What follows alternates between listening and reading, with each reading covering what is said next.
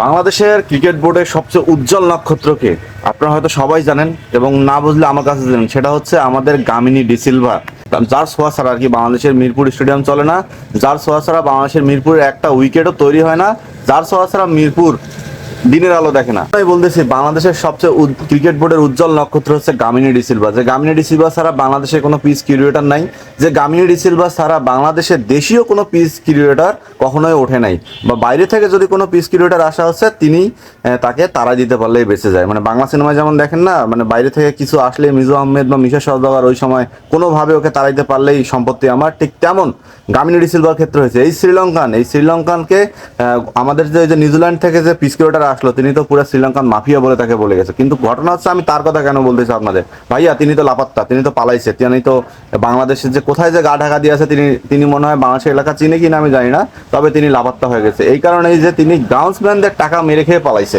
ব্যাপারটা এমন একটা অবস্থা দাঁড়াইছে। এই গেল একজন শ্রীলঙ্কান মাফিয়ার ঘটনা। এখন বাংলাদেশের সব থেকে বড় শ্রীলঙ্কান মাফিয়ার রাজা যিনি, আমাদের বিশ্বের সেরা কোচ মানে বাংলাদেশের কাছে, সেই সাথে বিসিবির সব থেকে বুদ্ধিজীবীদের কাতারে যিনি একজন, তিনি হচ্ছে বাংলাদেশের প্রধান কোচ হাতুড়ি সিং। তিনিও ভাইয়া আউট, মানে তিনিও বোল্ড আউট, তিনি বরখাস্তের পথে, একদম ট্রু নিউজ। অনেক নিউজে তো বলছি যে হাতুড়ির দিন শেষ, হাতুড়ি কবে যাচ্ছেন না যাচ্ছেন, তবে এবার বলতেছি পাকিস্তান সিরিজে বাংলাদেশের পাকিস্তান সিরিজের শেষ অ্যাসাইনমেন্ট হচ্ছে হাতুড়ি সিং আউট। এবং বাংলাদেশ চ্যাম্পিয়ন্স ট্রফিতে বাংলাদেশের হেড কোচের দায়িত্ব পরের কথা। এখন বর্তমানে পাকিস্তান সিরিজের পর বাংলাদেশের নেক্সট সিরিজ হচ্ছে ভারতের সাথে। সেখানে বাংলাদেশ 3টা টি-20 খেলবে এবং 2টা টেস্ট ম্যাচ খেলবে, এবং সেই 3 টি-20 এবং 2 টেস্টের প্রধান কোচ হচ্ছে আমাদের কোচ সালাউদ্দিন।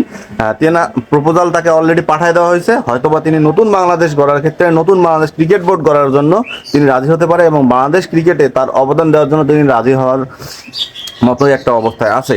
এবং সেই সাথে নাজমুল হোসেন পাপনও পদত্যাগ করতেছে, এটাও আপনারা নিশ্চিত হয়ে যান। এবং বাংলাদেশ ক্রিকেটে একটা যে নতুন আলো আসবে, সেটা দেশীয় কোচের হাত ধরে বোঝাই যাচ্ছে। সো বাংলাদেশ থেকে শ্রীলঙ্কান মাফিয়াদের উৎখাত ঘটতেছে বাংলাদেশ ক্রিকেট বোর্ডের অগোচরেই পরিবর্তনটা আমরা লক্ষ্য পাবো। কারণ অলরেডি যে আমাদের উপদেষ্টা আছে আসিফ মাহমুদ, তিনি কিন্তু বলেই দিছে, হয় কাজ করেন না হয় পদত্যাগ করেন। হ্যাঁ, যিনি তিনি নাই, তাকে কিভাবে মানে দূর করে আইসিসির যে প্রোটোকল আছে সেটা মেনে তাকে ফেলে দিয়ে কিভাবে নতুনভাবে বিসিবিকে গড়া যায়, কিভাবে বাংলাদেশ ক্রিকেটকে এগিয়ে নেওয়া যায়, সেই চিন্তাটা করেন।